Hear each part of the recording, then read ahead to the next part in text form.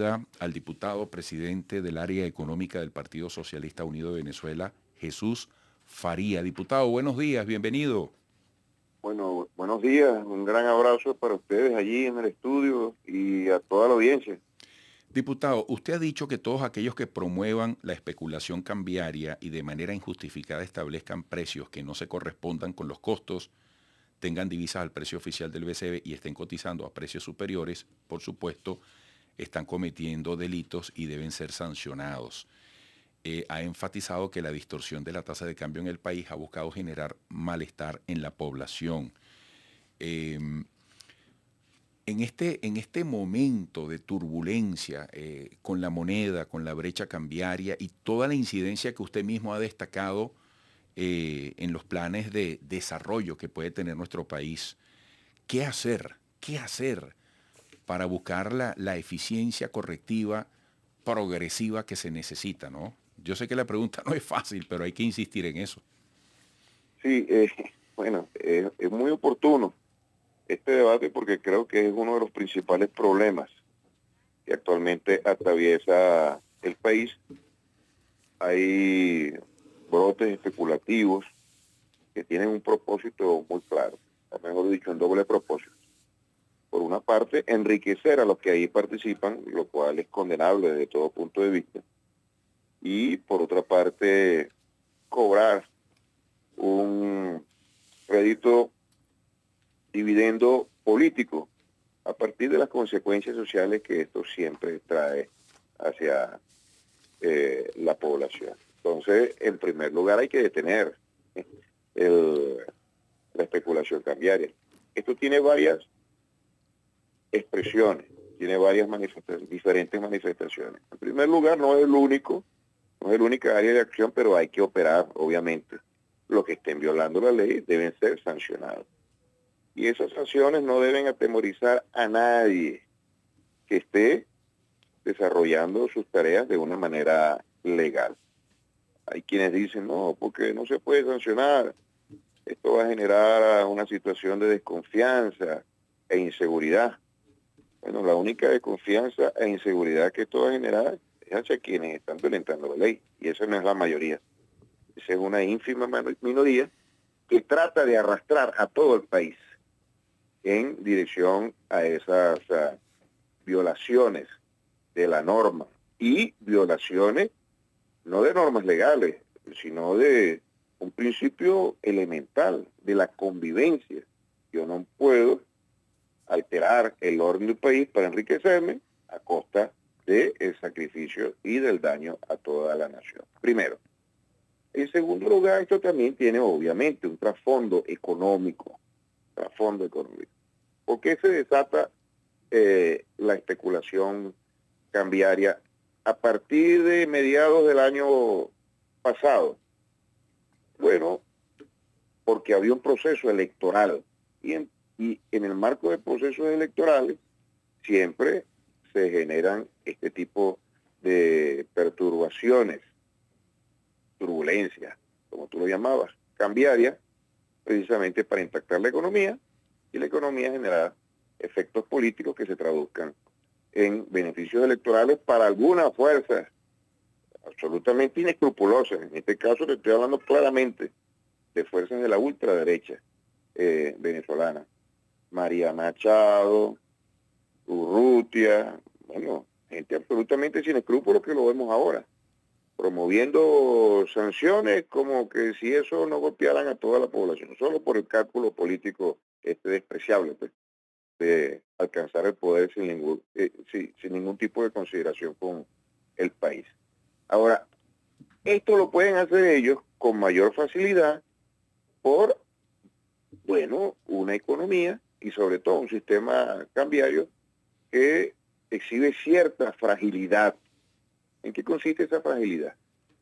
Bueno, el mercado cambiario pues, consiste o se compone básicamente de la oferta y la demanda de divisas que genera un precio. Estamos en un sistema de libertad cambiaria con fuerte regulación del Estado a través del Banco Central de Venezuela. Es el sistema básicamente. Ahora, ¿qué es lo que está restringido sustancialmente en nuestro país? El ingreso de divisas. ¿Por qué? Porque el ingreso de divisas proviene en nuestro país de las entradas que genera la industria petrolera por concepto de las exportaciones. Resulta que nosotros estamos viviendo en un sistema de sanciones imperialistas, ilegales, totalmente ilegales, que nos impone el gobierno de los Estados Unidos. Desde el año 2017 que se adoptaron las primeras sanciones ilegales. Ahora, Entonces diputado, esto limita, para finalizar la idea, porque creo que voy a quedar en el aire. Ahora bien, si nosotros no tenemos las divisas que pudiésemos tener en condiciones normales, por supuesto eso genera una serie de restricciones que nos impide a nosotros actuar, no tanto para abastecer a la economía, que está abastecida en buena medida con divisas, sino para golpear a estos especuladores. Este trasfondo económico lo tenemos nosotros que compensar en condiciones muy complicadas, muy complejas. ahora, diputado, fíjese. Combatiendo el bloqueo económico y elevando la oferta de divisas para, como decimos nosotros, quemar las manos a los especuladores. Y discúlpenme que me haya extendido. No se preocupe, diputado. Fíjese, dos consultas en lo que ha venido hablando. Ha dicho, los que estén violando la ley deben ser sancionados y habla también de la oferta y la demanda. Y uno cuando revisa el mercado ve desde lo macro hasta lo micro y le consulto para una respuesta también porque la gente está pendiente de eso. Hoy el que vende sus dólares que dice vengo 10, vendo 20, que uno lo ve por las redes sociales, está expuesto a ser sancionado, incluso puede terminar preso como hemos visto en todo esto. Y segundo, todas estas acciones por parte del gobierno van a permitir que la cotización del dólar baje. Ya hoy está prácticamente en 100. ¿Lo podríamos ver más adelante un poco más abajo? Nosotros, el propósito nuestro es frenar la especulación.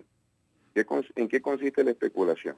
La especulación consiste en establecer una tasa de cambio. En este caso, la especulación consiste en establecer una tasa de cambio muy por encima, no solamente del valor que establece el Banco Central de Venezuela, que es un resultado de la actuación de factores económicos que, bueno, interactúan, ofrecen, demandan y establecen un precio y ahí se pone una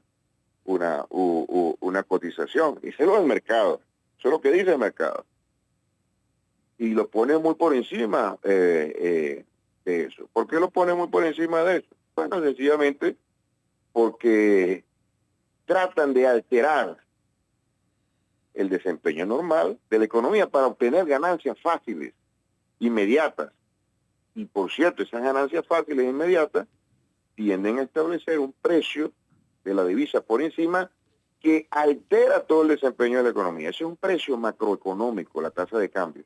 Y un precio que llaman macroeconómico incide sobre todos los precios de la economía. Y este es uno de los precios más importantes. Incide sobre los salarios, incide sobre los ingresos fiscales, incide sobre la capacidad de competencia que tiene la economía, incide sobre absolutamente todo. Nosotros no lo podemos permitir, no se puede permitir que se altere eso por el capricho de unos cuantos. Y ese capricho, se los reitero, tiene dos propósitos, el económico y el político. Nosotros no lo podemos permitir y no lo vamos a permitir, vamos a actuar.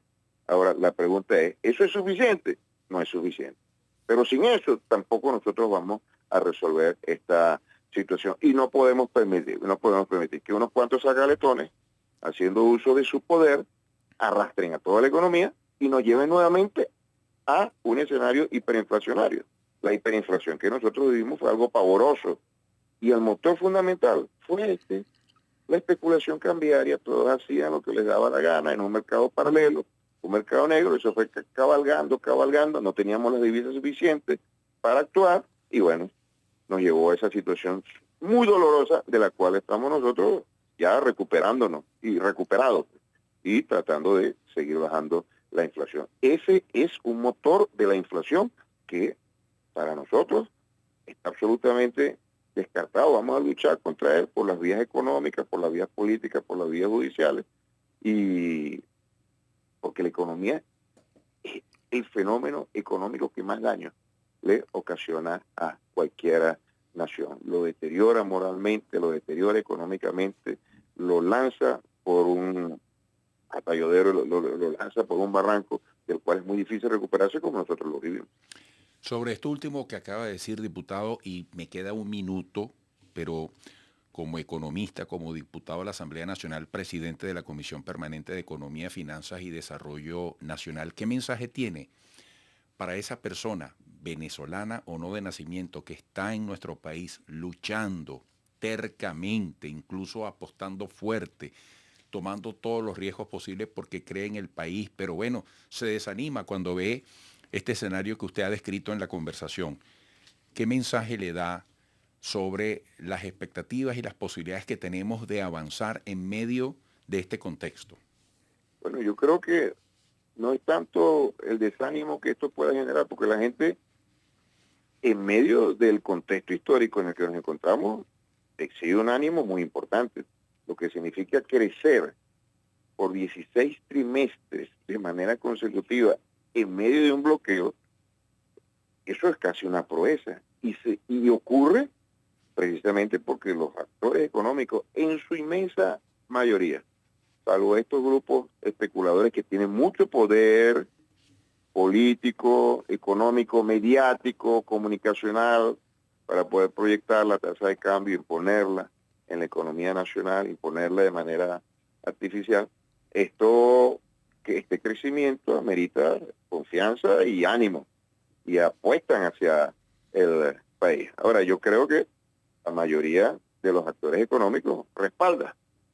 No creo, estoy absolutamente seguro, ninguno se ha manifestado en contra de eso. ¿Y tú sabes por qué? Bueno, porque la inmensa mayoría de ellos no está en la actuación especulativa y se ve perjudicado por esto. Cada una de las consecuencias de la especulación perjudica a la inmensa mayoría de la población. Entonces, vamos nosotros a seguir resolviendo estos problemas que van surgiendo en medio de un trayecto muy complicado que implica no solamente crecimiento de la economía, sino diversificación de la producción en el mediano plazo. El mensaje es al optimismo, el mensaje es a creer en las instituciones, el mensaje es a mantener la misma visión de consenso en función de la recuperación del país. Hemos podido construir con los diferentes actores de la nación, empresarios, trabajadores, instituciones del Estado, un consenso para crecer de manera sana. Bueno. Y ese crecimiento es lo que se traduce en bienestar para el país.